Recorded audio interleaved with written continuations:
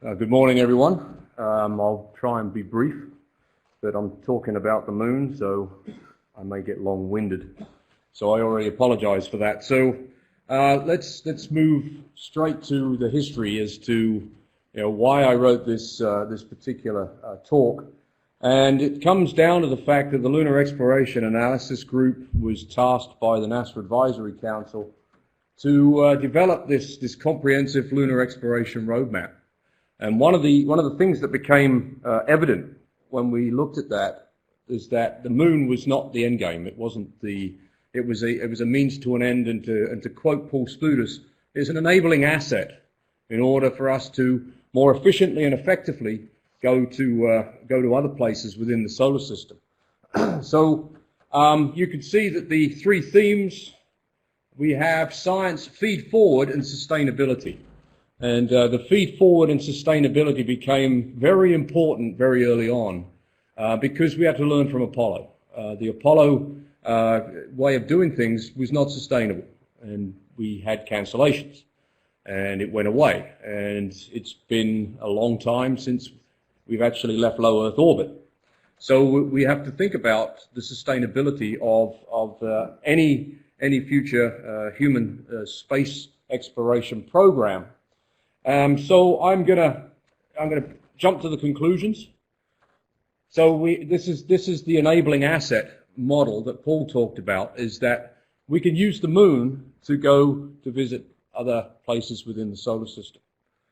We can do that because of the fact that we now know, because of the global data sets that we just heard about, we have resources that can be used not only for life support, but for refueling options in order to go further than ever before within the solar system. So this is the tenet of this particular presentation, is exactly what Paul was talking about, is that the moon is this enabling asset, and something that if we really want to have a sustainable human space exploration out into the solar system, and it doesn't matter if Mars is a horizon destination, we need to make it one that we can reach by building a sustainable human space exploration program. And that's where the moon really does fit in. And you can see proximity, again, something that Paul talked about, is it's next door. It's close. It is a harsh environment, so then it allows us to use it as this technology testbed. Again, because of its proximity. It can be this long duration testbed in a reduced gravity environment. We have ISS for microgravity. We have the moon for partial gravity, so we can actually, just using one asset that we already have, the International Space Station, and then the moon, we can simulate going to Mars quite effectively. When we get to the moon, we know about in situ resources. What we don't know, and this is why the Resource Prospector mission starts to gain much more emphasis and importance, is that we don't know whether or not we can manipulate the regolith, whether we can actually live off the land and actually produce the consumables that we need to do that. But the ultimate goal would be, in order to test that, is learning to live off the land so that we can learn to successfully live off planet. So looking at the feed forward aspect of the lunar exploration roadmap, we looked at two things. We have a number of goals there, but in evaluating each objective and each investigation within the hierarchy of the roadmap, we looked at the risk reduction value for actually undertaking a particular investigation on the surface of the moon. We also looked at the platform value itself. So can we actually, is it best to be on the moon, or could we do it, say, at Antarctica? What is the value for that?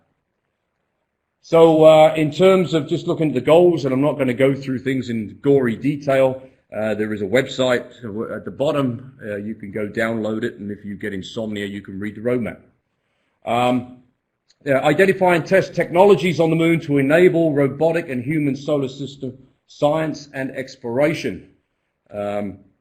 You could see that Mike Wargo was actually involved in that one, science and exploration. Use the moon as a testbed for missions, operations, and exploration techniques to reduce risks and increase the productivity of future missions to Mars and beyond.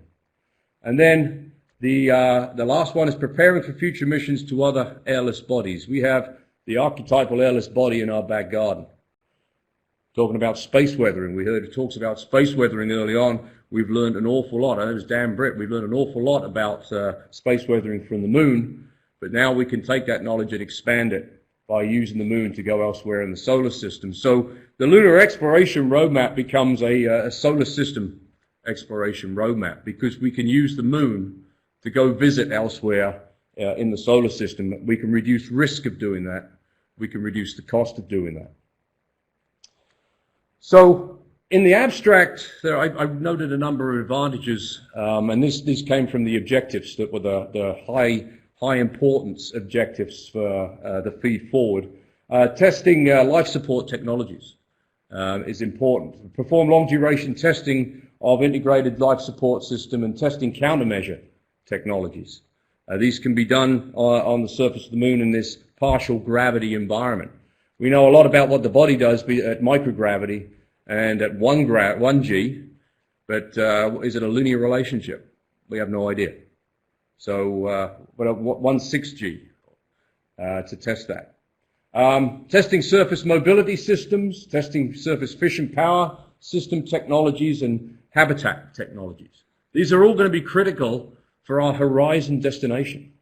We need to be able to test these in a space environment. Yes, we can test them on this planet, but it's not a space environment. And testing dust mitigation technologies, and there's the picture over here is Jack Schmidt. He got a little dusty from groveling around in the regolith, but you could see that it started to have an effect then on the how to mitigate the heating during the lunar day. What about radiation shielding technologies? Testing forward and backward planetary protection. We're going to go to Mars. Planetary protection is a big issue, and how do we mitigate that? Because it may be we can send humans there, but we can't bring them back because they're now contaminated. But we all have our lists of who should go on that one. So, and then conduct a Mars surface mission simulation on the moon. We heard Jake talk about the simulations that they've been doing out with DRATs, but actually taking that off planet to our test bed just next door would be a great risk reduction value for actually sending humans beyond low Earth orbit. So the message is the moon is not the end game. And I'm a lunar guy, and I can't believe I'm saying this, and no, I haven't had beer. It is an enabling asset. It allows us to explore the solar system. So I come back to this diagram that I put up, is that if we want to have a long-term, and the question was earlier on, what do you mean by long-term? I'm talking multi-decadal. We're looking 30, 40 years into the future at least, but we need to start putting the building blocks in place now. Now, this is unheard of in society today. Change of president, change of destination. We're never going to get beyond low Earth orbit if that continues on, so we may as well just pack up and go home. But hopefully we can build a case whereby it is not just one destination, that we have a lot of horizon destinations, but we need to have a roadmap in order to get there. So solar system exploration, as we found out in these tight budget days, requires international and commercial partnerships.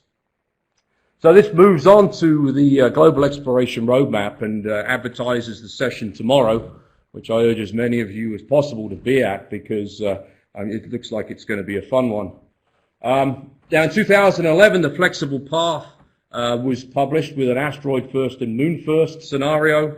You won't be able to read these, but you can go to the original one.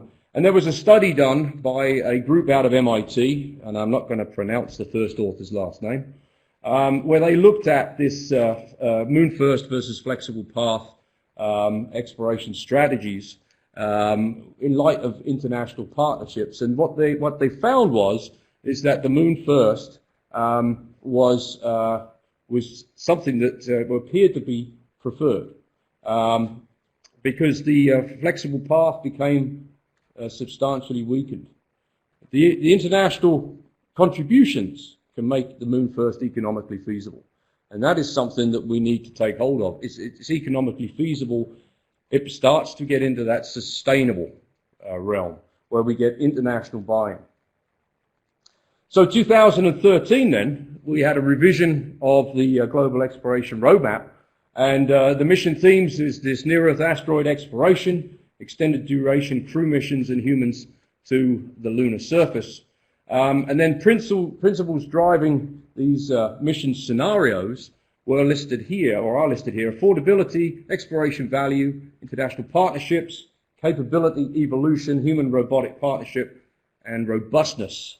And I've put that in white at the bottom there, and learn from Apollo. Robustness, in my mind, means how do we make it sustainable? We need to have international buy-in. We need to be able to live off the land. We need to be able to use the resources that are available to us. So I put up here, these are cited in the Global Exploration Roadmap, what each of these different scenarios, these mission scenarios, what they would bring to actually fulfilling a humans to Mars scenario, our horizon destination. And I'm not going to go through each one of these, but you can see that the moon, the lunar surface and the lunar vicinity that we heard Jack and David talk about, these seem to be very enabling for our horizon destination. So, conclusions. The moon is an enabling asset. It's in our back garden. We know a lot about it now. We have a lot more questions in terms of science, a lot more questions in terms of exploration and engineering and life support, so on and so forth. So the Lunar Exploration Roadmap, we believe this is a foundation. This is something that continually needs to be updated, and it is being continually updated. But we can develop this long-term, multi-decadal plan that will enable humans to eventually explore Mars. We have a vicinity. It's close by. Its environment makes it a logical place to start to retire risk for actually sending humans that far away from the planet. And then having the moon in the critical path to Mars has a number of important and critical advantages that are focused on the low-gravity lunar environment, in-situ resource utilization, this testbed potential, as well as the moon's close proximity to Earth, that it becomes that enabling asset that is right next door to us and something that we should use. Thank you very much. Okay, thank you, Clive. Are there any questions for Clive? See, Nathan has his hand up. Thanks. I couldn't agree more with needing to go to the moon in order to start sort of testing our understanding of deep space. One of the things that we've seen on LRO that's been absolutely stunning is throughout the mission we've seen a space and radiation environment in deep space that's different than it was in the Apollo era. It's getting much, much worse. And we already have very limited knowledge of how to deal with that in deep space from the few times that we've gone to the moon. I think that learning to work with that risk and learning to what that risk really is in terms of heavy ions, how it affects human biology and so forth. It's one of the biggest unknowns that we currently face. So before we're really going to be able to sort of get further out, we're going to have to learn how to work with that environment, which is so very different than it is on the International Space Station. Right. So absolutely critical factor. Right. And we don't want to be in the business of killing astronauts, right? That wouldn't go down well. Yeah. We have another question far back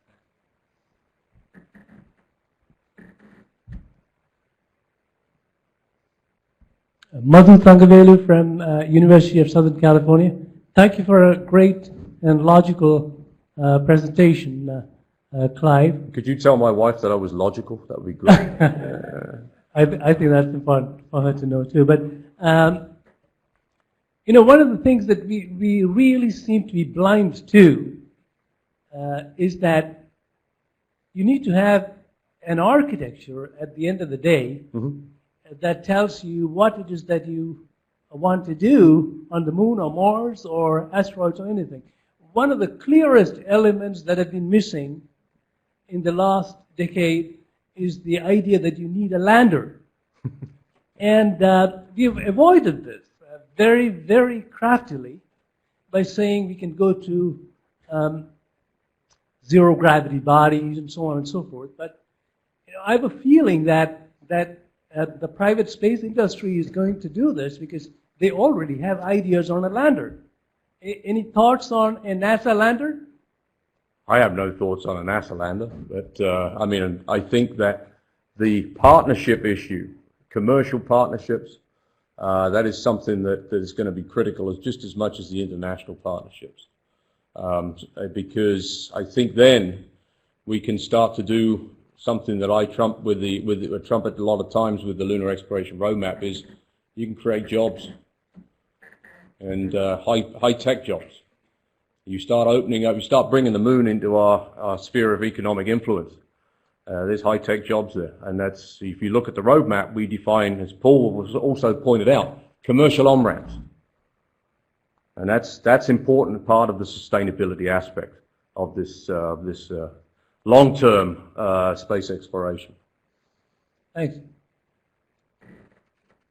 Got a box I here. think we're running behind here, so we'll go on to the next speaker. Thanks, Clive. Okay. So next speaker here? Yeah, yes. Our next speaker is the title of the talk is Scientific Aspects